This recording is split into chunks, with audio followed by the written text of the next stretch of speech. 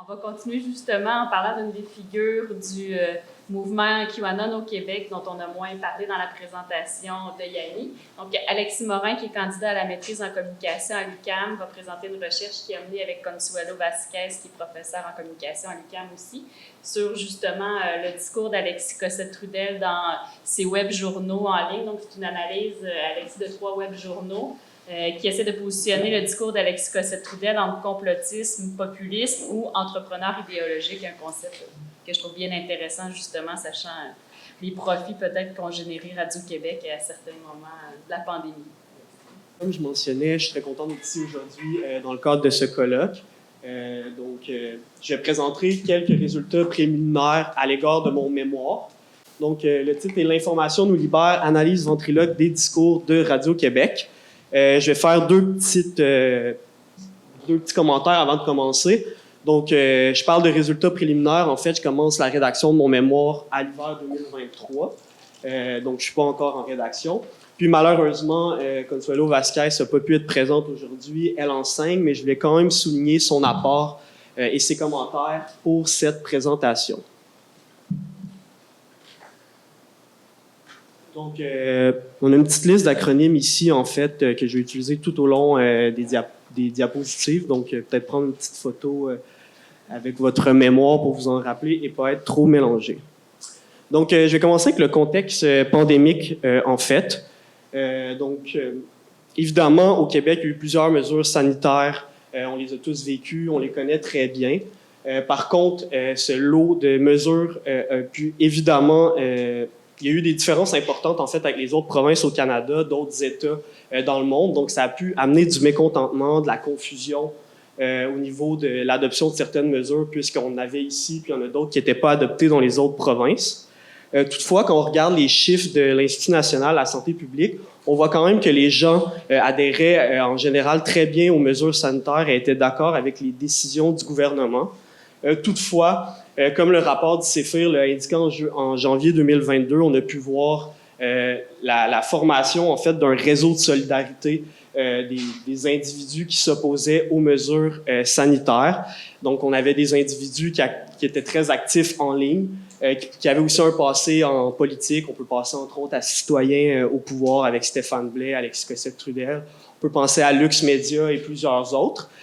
Aujourd'hui, je ne vais pas parler de tous ces individus et de tous ces discours très hétéroclites qui pouvaient composer le mouvement anti-mesures sanitaires québécois. Donc, comme vous voyez, je vais faire une étude de cas en fait de Radio-Québec, qui est le projet en fait de Alexis Cossette-Trudel que vous connaissez probablement tous très bien. Alexis Cossette-Trudel, dans le fond, il n'a pas émergé dans le contexte pandémique. Déjà en 2017, il était très actif en ligne. Donc, il parlait entre autres justement de l'élection de Donald Trump en 2016. Il parlait aussi énormément d'immigration illégale, autant au Canada qu'aux États-Unis. Puis, évidemment, il parlait de QAnon, la théorie de conspiration qui lui est souvent reliée. Maintenant, pour justifier cette étude de cas, le choix de mon étude de cas, en fait, je l'ai divisé un peu à 2 niveaux. Donc, sur le plan communicationnel, je trouve que le cas d'Alexis Cossette-Trudel est très intéressant d'un point de vue de son arrimage de plusieurs discours. Donc, autant des théories du complot que de la désinformation, mais aussi des stratégies à son auditoire afin de sortir de l'impasse sanitaire, de la dictature sanitaire, pour le citer. Sinon, le format proposé aussi est très intéressant. Donc, on a une forme de mise en scène. La longueur des vidéos, il nous offre du contenu entre 45 minutes, 1h15. Puis aussi le format multimédia, donc l'arrimage de photos, vidéos qui accompagnent sa parole, ce qui permet différents effets d'autorité, comme on va parler plus tard. Sinon, sur le plan individuel, évidemment, son succès à sa reconnaissance en fait à l'extérieur du Québec, comme vous le savez probablement. Je pense que c'est pas tous les entrepreneurs idéologiques, influenceurs au Québec qui ont une portée aussi grande dans la francophonie, entre autres en Europe. On parle de la France, de la Belgique, de la Suisse. On va revenir justement aussi sur le rôle en fait de plusieurs figures en France dans son discours. Également, son influence métapolitique. Yanni en a parlé un petit peu, mais justement, il est passé, en fait, avec Maxime Bernier à son podcast. On a pu aussi les voir ensemble à des marches, des événements concernant les mesures sanitaires. Donc, évidemment, c'est à relativiser. Le succès de Maxime Bernier en politique s'est pas concrétisé malgré le momentum aux dernières élections fédérales. Mais ces idées, dans le fond, ont quand même fait un chemin en politique. Puis je pense qu'avec Éric Duhem, présentement, il y a quand même des trucs à observer qui sont très, très intéressants d'un point de vue des influenceurs québécois et de leur influence d'un point de vue plus politique. Puis évidemment, ces études, on parle quand même de quelqu'un qui a un doctorat, qui s'exprime très bien, puis qui utilise aussi des concepts très abstraits, puis qui vulgarise à son auditoire. Je vais penser à mes objectifs et questions de recherche. Donc, j'ai quelques objectifs pour me guider dans cette présentation, mais aussi dans le cadre de mon mémoire. Au niveau des questions de recherche, j'en ai 2 pour me guider. Donc, quelles sont les figures mobilisées dans les web-journaux de Radio-Québec à propos de la pandémie? Puis, qu'est-ce que les figures employées par ACT accomplissent dans son discours? Bref, qu'est-ce qu'elles font? Niveau du cadre théorique, je me situe dans les approches constitutives de la communication organisationnelle, plus précisément l'École de Montréal. Donc, pour l'École de Montréal, en fait, la communication est considérée dans une vision performative du réel, où performative du réel, puis elle n'est pas seulement reléguée à une fonction descriptive ou représentationnelle. On s'inspire beaucoup des travaux des philosophes du langage, entre autres John Searle puis John Austin dans les années 60-80, qui ont publié plusieurs ouvrages. Sinon, je mobilise également le concept de ventriloquie. Donc, la ventriloquie, c'est un concept qui est associé justement à l'École de Montréal. Donc, comme elle l'indique, l'inspiration, c'est vraiment la métaphore du ventriloque qui articule. Métaphore du ventriloque, en fait. Puis l'objectif, c'est vraiment de saisir la relation entre le ventriloque puis son mannequin, qui en anglais, on utilise le thème de figure. C'est pour cette raison que je mobilise les figures d'autorité tout au long de la présentation qui va suivre. Autrement dit, la ventriloquie, c'est vraiment une activité par laquelle on fait parler des choses. Dans l'École de Montréal, justement, la communication, on ne se limite pas aux acteurs humains. Quand on parle, quand on communique à d'autres individus, on matérialise aussi des idées, des valeurs, des idéologies, des règles et plusieurs éléments. Évidemment, comme j'ai mentionné, approche constitutive de la communication, on ne s'intéresse pas juste aux organisations comme plusieurs personnes tendent à le croire. En fait, dans les dernières années, il y a plusieurs chercheurs qui sont intéressés à des mouvements sociaux ou à des études de cas comme je le fais présentement.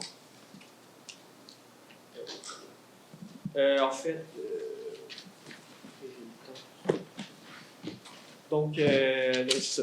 J'ai parlé un peu des figures. En fait, les figures, ça se divise en 2 sous-catégories. Je vais aller très rapidement. Donc, il y a les figures dites explicites. Ça dit justement. Donc, les figures dites, en fait, explicites, une invocation explicite, on mentionne directement la figure lorsqu'on s'exprime. Donc, lorsqu'on fait mention, par exemple, de Donald Trump, on mentionne explicitement Donald Trump, il n'y a pas trop de problématiques à ce niveau-là. Puis, il y a les figures dites implicites. Donc, une invocation implicite, ça nécessite parfois un degré d'analyse supplémentaire, une meilleure connaissance des données. Donc, par exemple, si on fait référence au tyran qui dirige le Québec présentement, on pourrait dire qu'on met en scène, en fait, François Legault.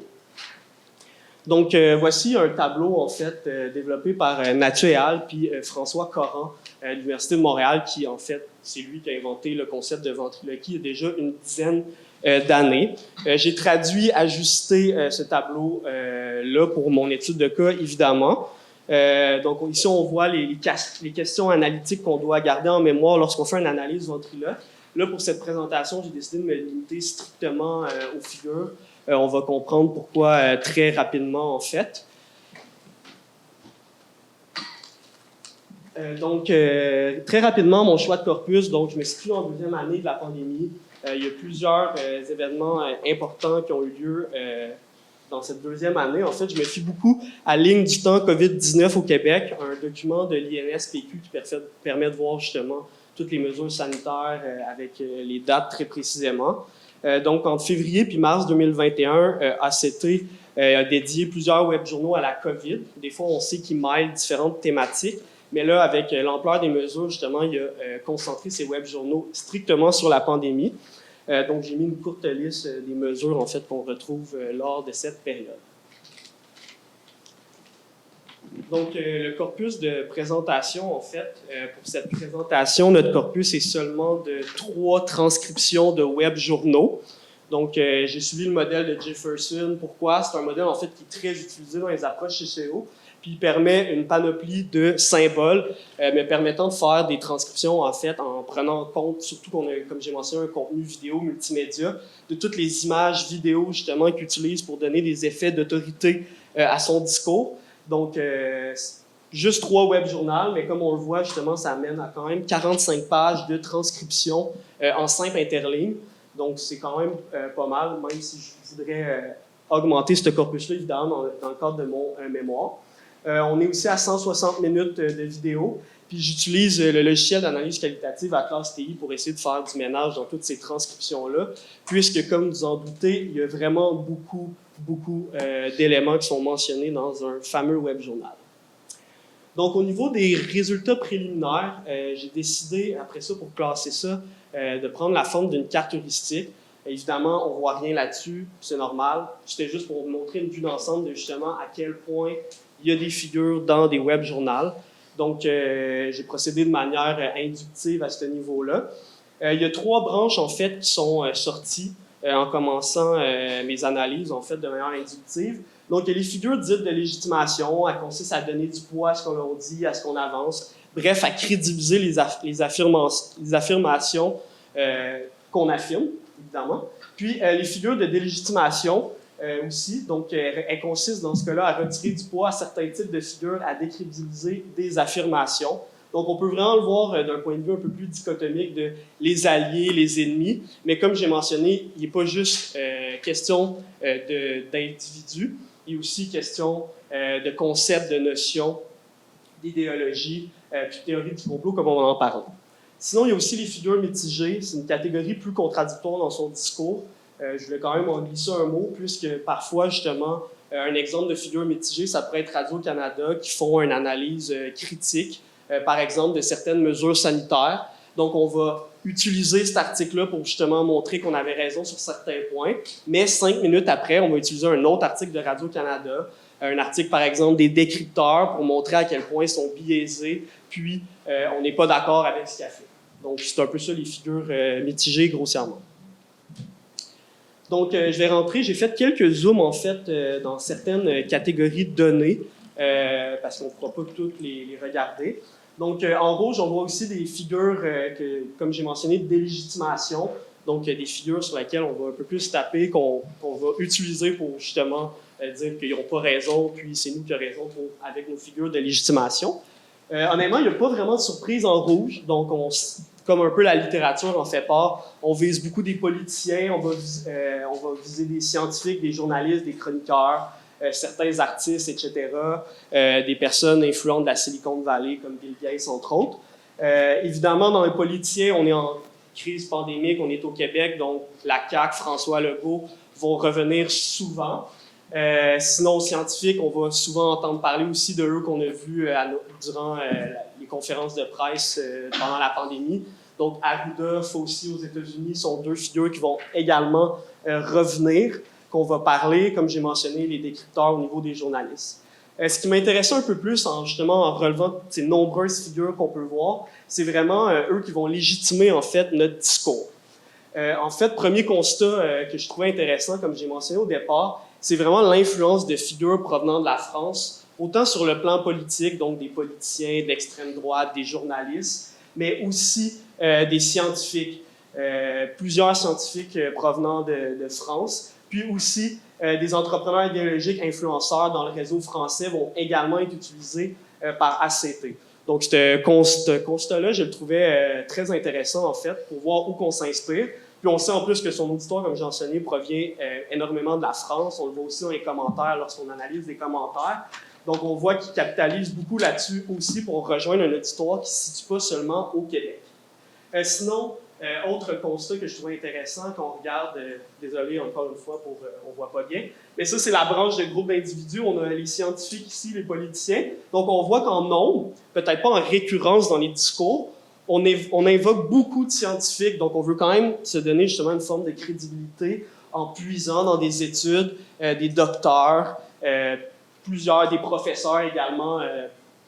Donc, on va vraiment puiser dans beaucoup de sources scientifiques. Après ça, évidemment, comme on le sait, on peut critiquer. C'est souvent des docteurs, en fait, polémiques d'une certaine manière, qu'on pense à docteur Raoul, évidemment.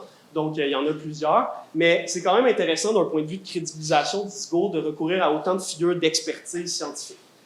Sinon, aussi, un autre constat que je trouve intéressant, j'ai parlé de réseau de solidarité. Entrepreneurs puis lanceurs d'alerte québécois, donc on va justement puiser beaucoup dans le réseau de solidarité québécois qui forme le noyau, en fait, de la constitution d'un mouvement anti-mesures sanitaires québécois. Donc, on cite entre nous, etc. Puis on le voit bien, en fait, aussi avec ACT dans ce cas-là. Donc, on va chercher nos sources, nos influenceurs locaux dans nos discours. Autre élément que je trouvais intéressant, les théories du complot. Donc, évidemment, on sait son rôle notable dans la diffusion de QAnon dans la francophonie. Ça, je pense que c'est bien documenté.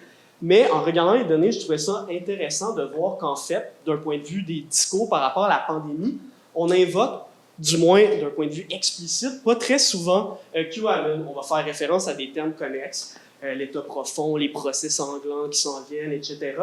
Mais sinon, on va faire référence, il y a comme un glissement sémantique. On préfère utiliser des termes comme le nouveau monde, l'invention de la pandémie. Donc, on va parler évidemment de la fameuse fraude statistique qui a été une vidéo très virale dans son cas avant son retrait de sa chaîne YouTube.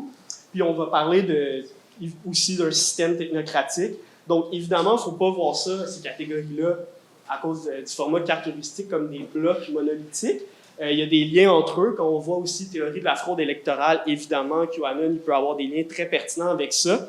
Mais vu que dans son discours, c'était pas enrobé dans le discours plus QAnon avec les termes connexes qu'on connaît beaucoup, qu'on évoque énormément dans la littérature, j'ai préféré les séparer.